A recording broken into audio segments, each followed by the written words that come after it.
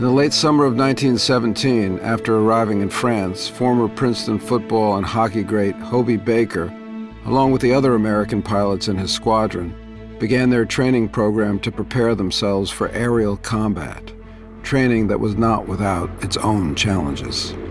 In diving on a balloon used as a target, Hobey tried to maintain his fire until very close.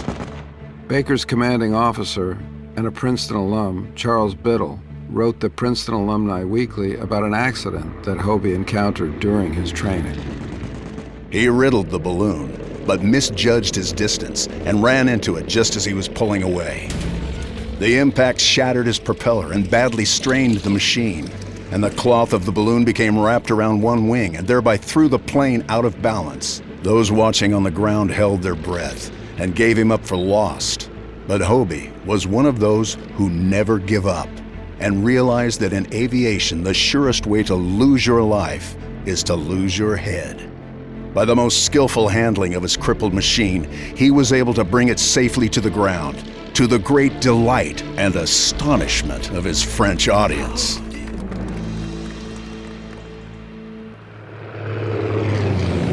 Baker was born to fly, on the gridiron, on the ice, and now through the air.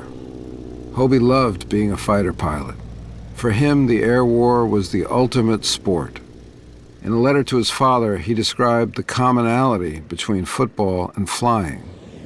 You handle your machine instinctively, just as you dodge instinctively when running with the ball in an open field. But aerial dogfights in World War I were a much more deadly competition than what Hobey experienced in football. And World War I pilots had their own unique expression for what occurred too often when flying: going west. In short, dying. The life expectancy for World War I pilots was shockingly short. Over the course of the war, it could range from 2 weeks to 6 weeks. Jeremy Kinney is a World War I aviation expert and associate director of research for the Smithsonian's National Air and Space Museum.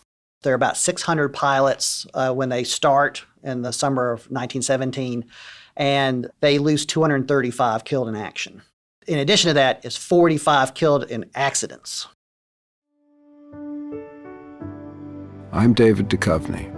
From 30 for 30 podcasts, this is Searching for Hobey Baker, Episode 3, Going West. Although it was just over a decade since the Wright brothers' first flight at Kitty Hawk, the airplane played a critical role in World War I, as aeronautical technology evolved rapidly over the course of the war. There were 3 classes of planes used during the war: bombers, scout planes, and fighters, known as pursuit planes. The top pilots, like Hobey, flew these pursuit planes, many from elite colleges: Harvard, Princeton, Brown, and Yale. Despite fielding the best and the brightest pilots, the U.S. Army Air Service had a bumpy beginning, as described by Samuel Hines in his classic book on America's World War I air war, Unsubstantial Air. The Air Service would enter the war in Europe 2.5 years late, ill-equipped, ill-trained, and undermanned. A 19th century army in the world's first 20th century war. As a result, Baker and his fellow American pilots spent most of their first year grounded, flying desks for lack of enough aircraft or proper airfields. In a letter home, Hobey's colleague, Quentin Roosevelt, son of former President Teddy Roosevelt, bemoaned their slow start. Dear father and mother, we have now about 600 non-flying cadets here with nothing in the world for them to do, and apparently no chance of their flying in the next couple of months. The future is crammed with any number of possibilities, most of them highly discouraging. While waiting impatiently for his first aerial combat, Hobey also became a fervent letter writer as well, writing scores of letters home to his father Alfred and also to Percy Pyne. Pyne was 9 years older than Hobey, a Princeton alum and heir to a family sugar and banking fortune. After Hobey graduated from Princeton in 1914, he lived with Percy for over 2 years in his New York City mansion. Then, when Hobey went off to war, Percy continued to send a stream of care packages, including cigarettes, underwear, shirts from Brooks Brothers, candy, and photos. Hobey's letters to Percy are now in the Baker Archives at Princeton University. They provide us an intimate window into the nature of their evolving relationship. September 21st, 1917, Pau, France. Dear Percy, for heaven's sake, don't stop writing me even if I am here for a year, for I can't tell you what your letters mean to me. September 27th, 1917. At times, I don't miss you at all. And then again, I get horrible homesick and get thinking of the wonderful times we had when we weren't scrapping. And I wonder if they will ever be again, or whether this damn war is going to end it all. December 29th, 1917, Arcachon, France. Percy, the picture of you came also. I think the one standing is wonderful. The other, not so good. But that one standing could not be better, and I love it. When I feel especially dirty, I shall look at that picture. These photos sort of connect me up again. David Doyle is a professor of history at Southern Methodist University and an authority on same-sex relationships in the late 19th and early 20th centuries. The bar is always much higher in same-sex relationships because people are trying to either cover them up or prove that, something deviant happened, especially when we get into the 20th century. So to name this as love or affection or sex between two men is to criticize them, to ruin their reputation, to say something quite negative about them, and that's why the bar gets set high. I think the more we come to accept that there's nothing wrong with gayness, the bar will lower. Professor Nicholas Surratt is an associate dean at the University of Kansas and editor of the Journal of the History of Sexuality. The bars are set in very, very different places. And I think it's not just the presumption of heterosexuality, though it's that.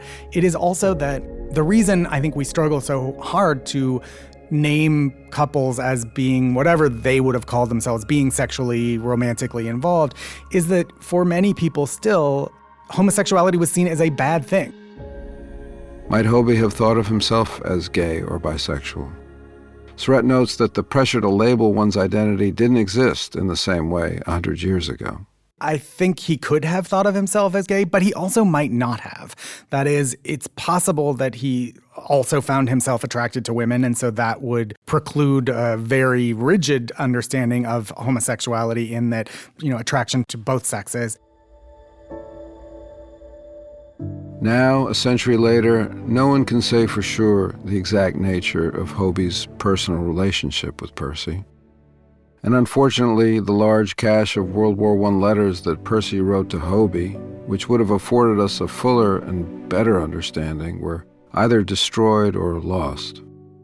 But there is compelling evidence that Percy and Hobey were most likely in a loving relationship. We asked Professors Nicholas Surratt and David Doyle to examine Hobey's letters to Percy, along with contemporary accounts to shed light for us on Hobey and Percy's relationship. Nick Surratt. To me, it sounds like definitely affection, absolutely attraction, and I would lean towards sex. Did they think that this was going to be forever? That I have a very difficult time sort of speculating about. There is clearly affection and longing when they are separated from one another. David Doyle concurs. Love, affection, attraction, sex, romantic friendship, lovers, in some ways, all are possible. I wouldn't use something like the term homosexual because I am very certain that Hobey Baker would not have identified in that way. What we can say is same-sex or opposite-sex attractions transcends time and place, but one's culture, one's historical moment changes. So the way it's interpreted or understood is different. So by reading these letters, I would say this relationship is very central, very important to his life. One fact that both professors cite is Hobey's decision in September 1914 to move in with Percy in New York City, living with him for over 2 years, even though Percy was well known for being gay. Professor Surratt.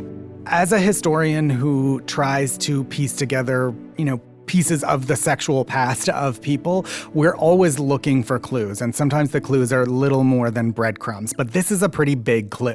That one figure was so sort of universally known to be queer. If another person chooses to live with them, to be involved with them, that to me is a fairly strong signal about what might be going on. October 10th, 1917, Cazaux, France. I had such a vivid dream about you last night, and it was so strong it sort of stayed with me all day. I went somewhere to meet you and was terribly glad to see you. Reading those letters by Hobey, I read genuine affection and playfulness there that I think would be difficult to...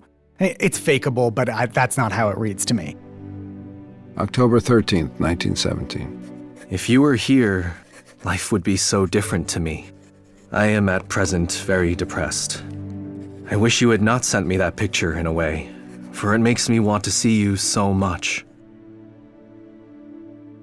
Many decades later in the 1960s, when John Davies, a Princeton alum, wrote the first biography of Hobey, he asked Hobey's friends and teammates to share their memories. He did not ask them to comment on Hobey's or Percy's sexuality or relationship, but some did anyway. One of those was Wendell Kuhn, a close friend of Hobey and his hockey teammate at both their prep school, St. Paul's, and Princeton. Now, I've heard sinister implications put upon Hobey's relation with Percy. I don't swallow that for one moment.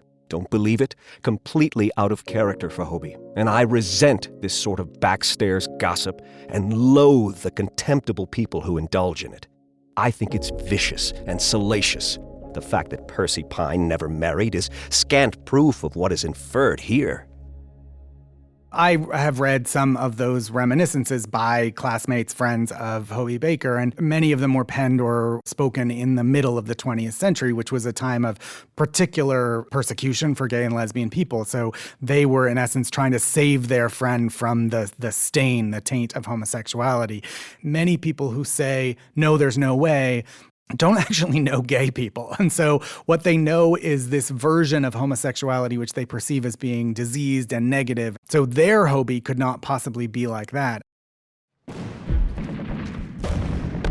In his numerous letters to Percy and also to his father, Hobey wrote vividly about his war experiences and how his life as a World War I pilot differed from the grim existence of soldiers fighting in the trenches. While the air war was a high-stakes and deadly game, it was one that was played with honor and respect for their German foes and also included moments of wonder. May 7th, 1918. Dear Father, I never get used to the beauty of clouds from above. Chasms, mountains, plains, they were all there, done in great billowing masses, pink-tinted in spots by the setting sun. But on the ground, there was no such natural beauty. May 15th, 1918. You can't imagine the horrible feeling of the whistle of those bombs coming down, and the terrific explosions which shake the ground like an earthquake. Author Samuel Hines also noted the disparity. Once the cavalry charge with pennants flying had proved suicidal against machine guns, aviation was the only kind of combat left in which one man mounted on a machine instead of a horse could fight a personal war. If the big words of war, glory and honor and chivalry and romance, applied anywhere in this vast conflict, it would be in the air. To relieve the stress of aerial combat, many American pilots found their way to Paris on days off, another luxury not afforded soldiers in the trenches. Wartime had not entirely dampened the City of Lights, which continued to revel in bohemian delights. Groundbreaking African-American musicians like James Reese Europe mingled with artists, writers, European royalty, and high society. Hobey wrote to his father about one of his Paris forays. August 15th, 1918. Dear Father, took the morning train to Paris and had quite a party with Cole Porter at his apartment, where we sang and he played. He is very good. During the war, Baker reignited his college friendship with famed 20th century songwriter Cole Porter. When Baker was at Princeton, Porter attended Yale, where he was a composer of the college's beloved fight song, Bulldog. And like Hobey, Porter sang in his college choir and was also a Yale cheerleader, giving him a front row seat on Hobey's football exploits during Princeton-Yale games. Susan Weiss is an emeritus professor at Johns Hopkins and a leading Cole Porter scholar. Weiss describes the parallels between the two Ivy Leaguers. Going to boarding schools, being interested in music. Cole is a jock-type sports fan. He was a wannabe athlete. And perhaps, I think, in many ways, Hobey was a wannabe musician. Cole Porter saw all the Yale-Princeton games. From the singing that they did together, they were both in Ivy League glee clubs that would travel to each other's venues.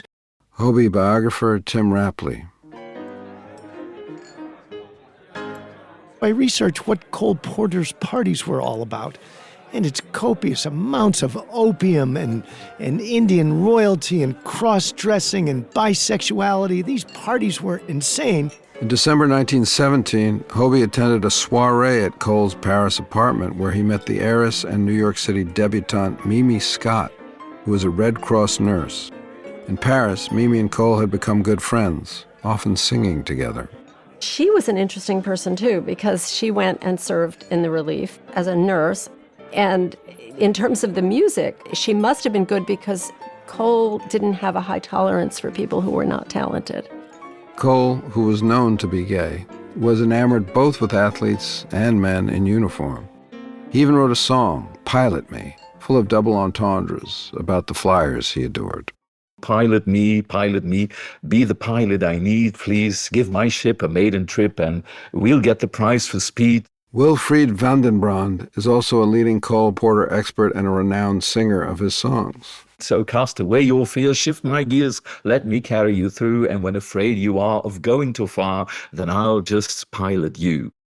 Pilot Me could be a tribute to Hobey. You feel Cole Porter's amazement and admiration for the aviator, so I do think that he would have been in awe, not just for the football man, but being such a hero. But on that cold December night in Paris, Hobey was less taken with Cole Porter than he was with Miss Mimi Scott. Mimi was from great wealth. Her father, George, was a successful banker, and her mother, the daughter of a French count. The Scotts maintained homes in New York City, Newport, and Palm Beach. On paper, Hobey and Mimi made quite a pair. The famous American athlete and Army aviator whose family money had mostly vanished, and the uber-wealthy Newport socialite who was a Red Cross nurse. It read like a page out of Hemingway's World War I novel, A Farewell to Arms. In August 1918, Hobey wrote home with exciting news. Dear Father, well, it is all fixed, and we are engaged. Don't quite understand how I put it across, but I did, and she is so much what I have always wanted that I feel all sort of safe and happy. She is a very decided sort of person with lots of brains, not beautiful, but oh, I don't know, just so sweet and big and real. The impending nuptials were the talk of the society pages back home. The New York Sun even described how Hobey proposed to Mimi, a story perhaps long on romantic fantasy. Now he was somewhere along the battlefront doing his bit. Hobey Baker was more than doing his bit. He was doing his all. And one day, while Mimi Scott was busy nursing her men, there was a great whirring in the air. It was Hobey Baker flying on the wings of the wind to the girl he loved. Down he swooped and landed lightly. A few hours later, that little plane went into the air again. It swooped and dived and pirouetted joyously. For hadn't its pilot asked a question that day and received an answer? Within a few days, the announcement was made. Mrs. George S. Scott announces the engagement of her granddaughter, Mimi Scott, to Lieutenant Hobart A.H. Baker of Philadelphia. Due to his own financial constraints, Hobey hit Percy up for $500 to buy an engagement ring. Hobey later expressed his concern about the huge differences between Mimi's economic status and his own. Dear Father, I wish she did not have so much money and I had more. What will I do if I live through this war? I am worth about $1 a week to Thornton. We will figure on living through this war, but the chances are not good. But some of Hobey's close friends were less than enthralled with Mimi. Fellow aviator and Princeton alum Charles Biddle expressed his doubts about Mimi in a letter to Hobey biographer John Davies. She was a good-looking girl, in a flashy sort of way, what the French would call chic, but my impression of her was that she was hard and had no sweetness. To me, she had no charm at all, and I remember being very dubious of Hobey's prospects for happiness if he should marry her. Hobey's engagement, in fact, fits with the social norms of the time, norms that countless other same-sex loving men had to follow, including Cole Porter, who, despite being gay, married a wealthy older heiress shortly after the war. Lots of men who identified as gay got married to women and had, varying degrees of success in their relationships if they were not sexually attracted to their wives. You can imagine some people being able to fake it well and others not so well. The wealthier, the more high profile a person was, the more expectations there were upon them to marry and to live out societal ideals, which generally were, marriage and a family. And the fact that Percy gave Hobey the modern-day equivalent of $10,000 to buy Mimi's engagement ring does not surprise Professor Surratt. Part of it hinges on what they thought their future was. So if they were involved in a sexual, affectionate relationship, but perhaps Hobey did not think that he could do this in the long term, but that they very much cared for one another, it's completely possible that they also talked about the fact that Hobey at some point was going to have to get married. That Percy might contribute to the engagement ring doesn't surprise me in that context. I also think that it wouldn't surprise me at all even if he had gotten married and they had continued their relationship, as we know many gay men who got married to women did.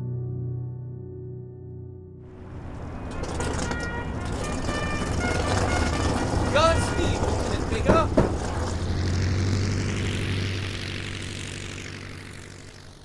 Meanwhile, as World War I dragged into its ever more bloody and horrific fourth year, Hobey's letters to Percy took on an increasingly intimate and personal tone. April 4th, 1918, Chailloux, France. Dear Percy, I suppose if you ever get here, I would never see you even once. Wouldn't that be hell? You would probably work at Tours and I on the front, and since no permissions for leave are granted for Paris, I don't know where we would meet. You are still a long way off, and I may be dead and buried by the time you get here. July 9th, 1918, Toul, France. Wouldn't it be queer to see each other again? You, I know, will look just the same. Possibly a little larger fellow around the belt. I am almost as bald as Thornton, and getting more so each day. I don't think you would know me, for I feel I have changed quite a lot as far as looks go. A few months earlier, Percy heard a disturbing rumor that Hobey had been killed in action. Learning of this, Hobey sought to reassure Percy. December 13th, 1917, Arcachon, France. Percy, I am sorry that you should have worried about my being killed. It is a rumor that has gone everywhere, and everyone I see seems to think I am a ghost. I was afraid the rumor might get back home and felt like cabling that the news of my death was exaggerated. Why you care so damn much will always be a mystery, but that I care more than I ever thought I did is more than apparent to me now. Yet the ever-present specter of death, of going west, was never far from Hobey's mind. Dear Father, there couldn't be a nicer way to die. If I go west, it would be a pleasant death, a quick and sure one. And Baker's fellow pilot, Quentin Roosevelt, also wrote about going west, February 23rd, 1918. Dear Father and Mother, still, there's no better way if one has got to die. It solves things so easily, for you've nothing to worry about it. And even the people whom you leave have the great comfort of knowing how you died. It's really a very fine 30 seconds of horror, and it's all over. Sadly, in July 1918, Quentin Roosevelt was shot down by the Germans. He was just 20 years old. A grisly photo of his dead, limp body laying next to his plane was used by the Germans as propaganda. It actually backfired in Germany because there was sentiment towards Theodore Roosevelt as they liked him. The Smithsonian's Jeremy Kinney. So that story resonates quite a lot with the American public in terms of here's a pilot that gave his life, but he was the president's son. Theodore Roosevelt doesn't live 6 months after this. He's racked with guilt because he encouraged his sons into military service. In April 1918, after almost a year of training and impatiently waiting, Hobey finally saw combat. After being assigned to the Lafayette Escadrille, one of the top American fighter units. In late May, he shot down his first German plane, which he described in a letter to his father, using a derisive term for his German opponents. It was the biggest thrill of my life. I'm still all excited over it, just as I used to be after a big game. We went way into Boche lines over their balloons. I don't think I got a Boche, but I came very close. Report just came in. The boys got 2 of them. Just as I was writing this, 2 have been confirmed, and I am wild with joy.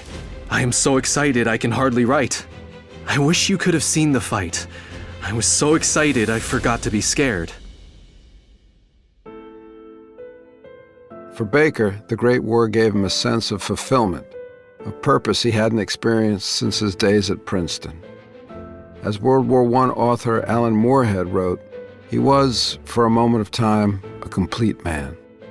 In August 1918, Hobey's leadership talents were acknowledged when he was given command of his own pursuit squadron. He wrote to his friend Wendell Kuhn about his plans to paint his squadron's planes in Princeton's colors and use the school's tiger mascot as well. Dear Wendell, it may be rah-rah, but I am having all the plane's radiators painted orange and black, and a tiger's head for the squadron insignia. It will be damn pretty. In late October 1918, Hobey, now a squadron leader, managed to get his second shoot-down of a German plane. In a letter to his father, he revealed the surreal intimacy of aerial dogfights. Dear Father, he got over a woods, and I lost him for a few valuable seconds, then picked him up as he shot across a road directly below me. I dove again and came out on his tail where I commenced firing at close range. He pulled a climbing turn and came up over me. I saw the pilot look down and would recognize him if I saw him on a street. We were so close. He was a beautiful pilot in a beautiful machine. I fired 150 rounds into him at close range.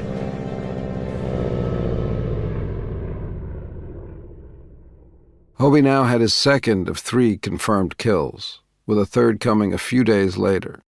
But then, on the 11th hour of the 11th day of the 11th month, November 11th, 1918, World War I ended with Germany's surrender and an Allied victory. Disappointed that he did not become an ace with 5 kills, Hobey writes home. Dear Father, I am very well pleased with the work of the squadron. We lost no men and have 2 Germans to our credit in 2 weeks of operating. I'm glad it's over, but I would not have minded a few more weeks to get this squadron at its height of efficiency. But as the war ended, so too did his engagement to Miss Mimi Scott. November 27th, 1918. Dear Father, I think she is in love with some man in Paris. It seems so queer, for she made me feel so sure of her. We really had been engaged for about 5 months, but I was anxious not to announce it until after the war. I believe she honestly believed she loved me until the right one came along. I am certainly good when it comes to girls. Someday, Father, I want to have a long talk with you about Mimi. 40 days after the war ended, on December 21st, 1918, Hobey Baker, now a captain, finally received his orders to return home. But Hobey wanted to remain in France with his pursuit squadron, stay until they could all go home together. So Hobey rode his Harley-Davidson to the squadron's headquarters to plead for his discharge orders to be countermanded. But his request was denied. After returning to the Toul airfield that cold, rainy December day, Hobey encountered his old Princeton football coach and mentor, Lieutenant Hef Herring. In a letter to the Princeton Alumni Weekly, Herring wrote a detailed account of what happened that day. The rain still pouring down. Hobey burst into his quarters. All he now wanted was one last hop in a Spad. The air service personnel had its superstitions, chief among them that no one should ever take an avowed last flight. We were still arguing as we walked to the field. All I had gained was a promise to fly straight out to Pont-à-Mousson, turn round, and come home, with no acrobatics anywhere. But when Herring and Hobey reached the hangar, Hobey's plane was at the back. Hobey didn't want to put his men out by moving the other planes around, so he took the nearest one, which had just had its faulty motor repaired. Hobey jumped in the cockpit and promised me once again he'd go easy, just up and back from Pont-à-Mousson. It might take him 15 minutes. With the motor thoroughly warmed up, Hobey headed into the wind. With the motor delivering full power, he suddenly pulled up in a right chandelle. Chandelle is a French term for a steep, vertical climb. In short, Hobey had executed an aerial acrobatic, breaking his minutes-old promise to Hef. Hobey had flown perhaps a quarter mile after leveling off and was approaching the little square of trees and barn. Just here, at the worst possible place and fraction of time, his motor cut out. Baker, instead of doing what he had done many times before, gliding the plane straight forward to a pancake landing, instead tried to turn his powerless plane back towards the airstrip. He made a right turn, lost flying speed, and began to fall off on a wing. He then did the only thing that might have possibly saved him had he just a little more altitude. He turned the nose straight down. About 90 feet from the ground, the plane started to spin. My legs gave way as I ran.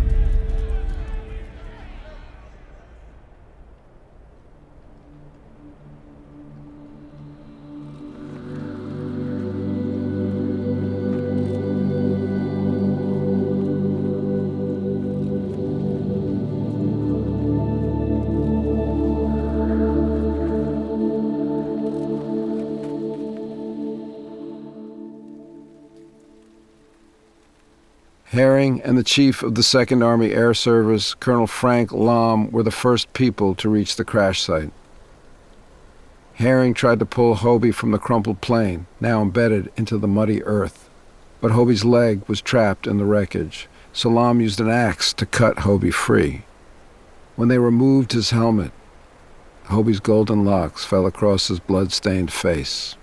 A deep 5-inch gash ran down the middle of Hobey's forehead, the result of slamming his head into the forward machine gun. There was so much blood that at first Lahm didn't recognize Hobey. As Herring and Lahm pulled Hobey's limp body from the wreckage, he passed away in Herring's arms. He was only 26 years old.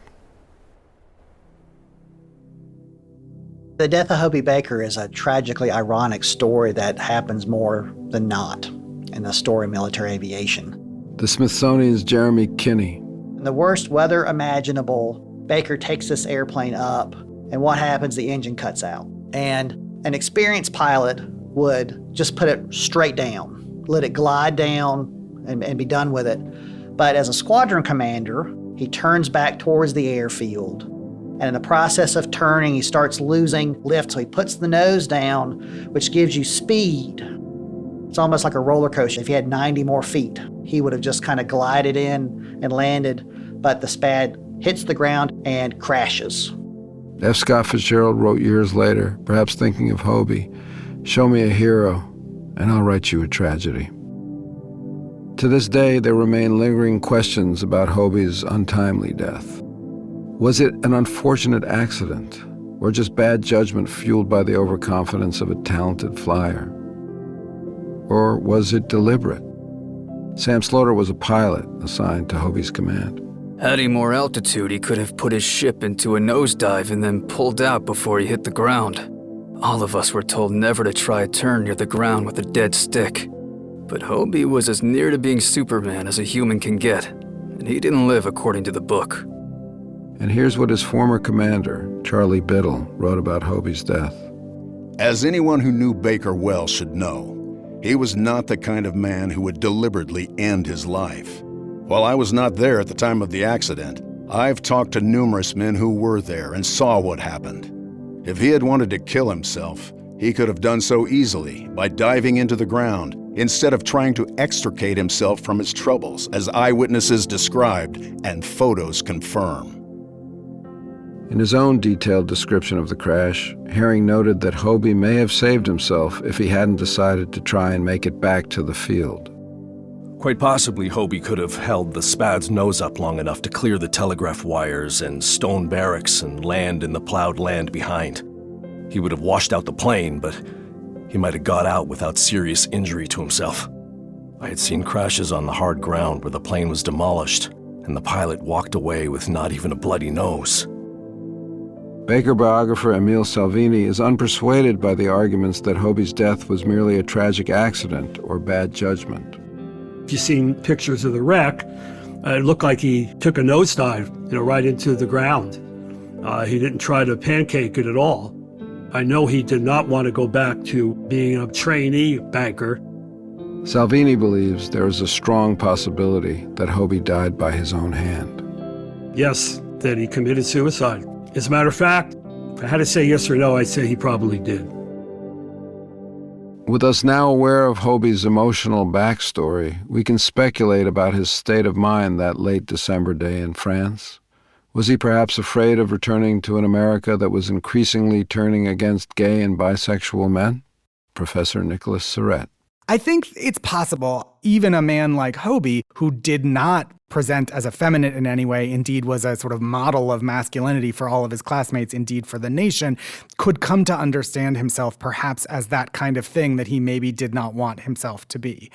I think even more plausible, though, is simply what might have been going on in his own head about whether he wanted to have a life that would put him outside the mainstream. If he had come to understand that his emotional and erotic attractions were really primarily to men and were not going to be satisfied to women, is that the kind of life that he wants to lead, either as a closeted person or shunned by some people in society around him?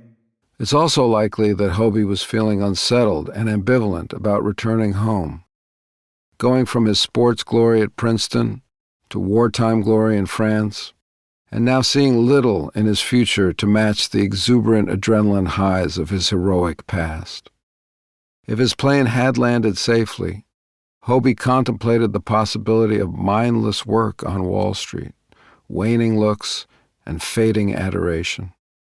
Salvini sees tragedy in Hobey's rigid commitment to sports amateurism, a dogma that prevented him from becoming a professional hockey player and pursuing a career he would have found satisfying after the war.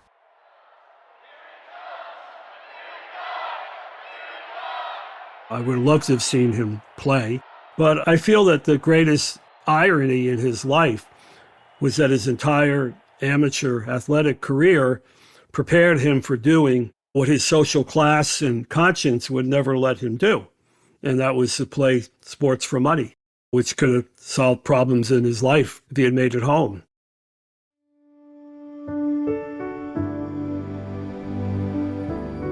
But Hobey didn't make it home, and a few months after the crash, Hef Herring was tasked with bringing Hobey's personal effects and his letters back safely from France. He placed them in a satchel bag and headed to the Paris rail station.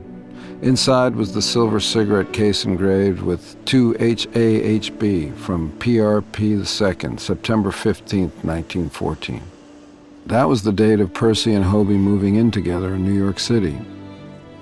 In addition, the satchel also contained dozens of what must have been intimate letters from Percy to Hobey. Herring maintained that the satchel was stolen from between his legs at the Paris train station. Yet somehow the cigarette case managed to make its way to Princeton's special collections. Salvini believes that the loss of the satchel containing Percy's letters might not have been a theft, after all. The Pyne family was very powerful and had a lot of connections, and they might have been intentionally destroyed. But it also could have been, yes, somebody just very close to Hobey that felt they were for Hobey's eyes only, maybe, and destroyed them.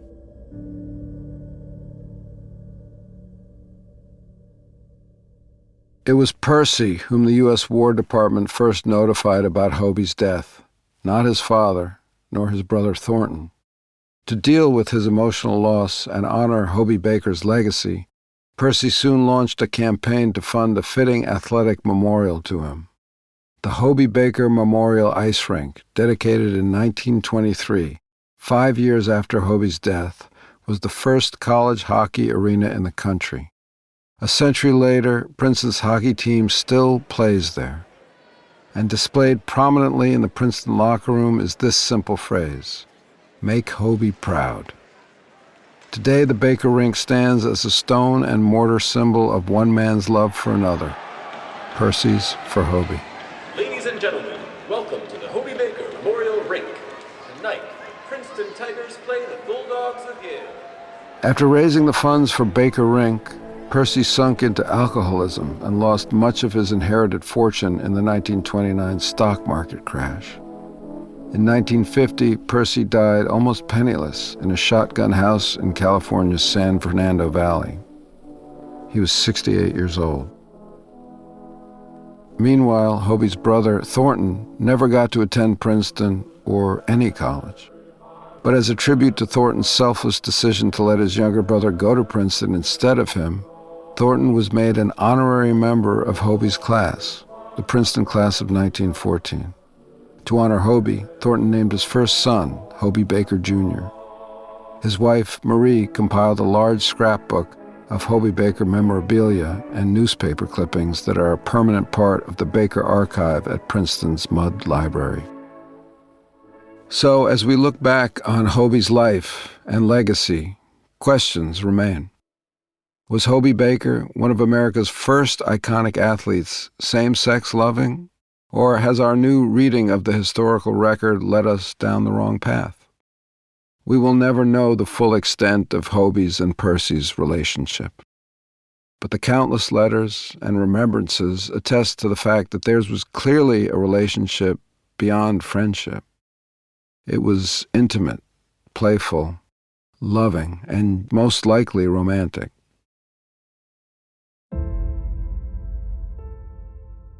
More than a century after Hobey played, college and professional hockey and football still remain unwelcoming places for gay and bisexual male athletes.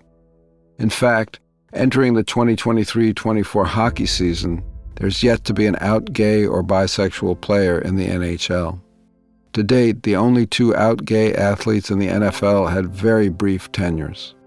Hobey's lasting impact on American sports remains the Hobey Baker Award, the award given annually to the top men's college ice hockey player, equivalent to college football's famed Heisman Trophy. The Hobey Baker Memorial Award winner is Johnny Gaudreau. Since 1981, the Hobey Baker Award Committee honors Hobey by choosing winners not merely based on their athletic prowess or stats alone, but for exhibiting strength of character, integrity, and sportsmanship, traits that Hobey fully embodied. Yet, for the most part, Hobey's incredible athletic exploits have been lost to history, and his renowned legacy flattened into a mere name on a trophy.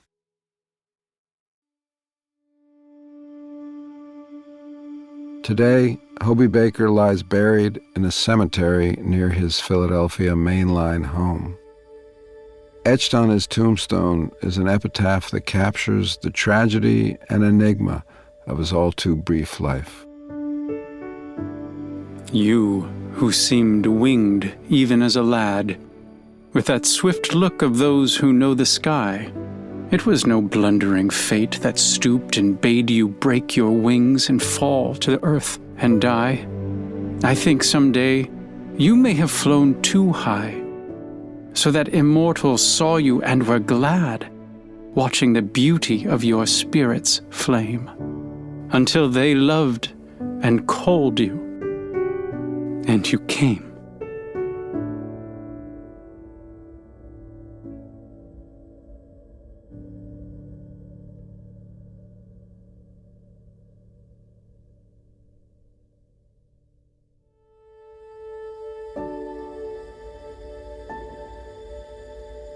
Searching for Hobey Baker was narrated by David Duchovny. The series was executive produced by Ross Greenberg, Andrew Reynolds, and Timothy Smith. From Silver Sound, the producer and re-recording mixer for the production was Corey Choi. The supervising sound designer was Luke Allen. Our original music and music supervision was done by John Sands and Wayne Sharp. The associate producer for this podcast was Evan Janikin. Also from Silver Sound. Additional producing by Hunt Beatty and Reed Adler. Studio recording by Tom Fama. Location recording by Tarcisio Longobardi and Christian Cuccinello. And script support by Wenri Zhao. Special thanks to Stephen Arcieri and Matt Brody from Arcieri Talent. Our production manager was Christina DeLeggi, and the production accountant was Donna Brucale. Legal services provided by Jordan Manikin and Sam Bayard for 30 for 30 podcasts. This episode was produced by Carolyn Hepburn, Tara Nadolny, and Adiza Egan. Our line producer was Kath Sankey. Senior editorial producer for 30 for 30 podcasts was Preethi Varathan. The associate producers were Gus Navarro and Isabella Seaman. Production assistants were Diamante McKelvey and Anthony Salas. Senior producers are Marquise Daisy and Gentry Kirby. Heather Anderson, Marcia Cook, Brian Lockhart, and Burke Magnus are executive producers for 30 for 30 and ESPN Films. Rights and clearances by Jennifer Thorpe and Cal Griffith. Fact-checking by Daniel Tomorrow and Andrew Disler. This podcast was developed by Eve Troe, Adam Newhouse, and Trevor Gill.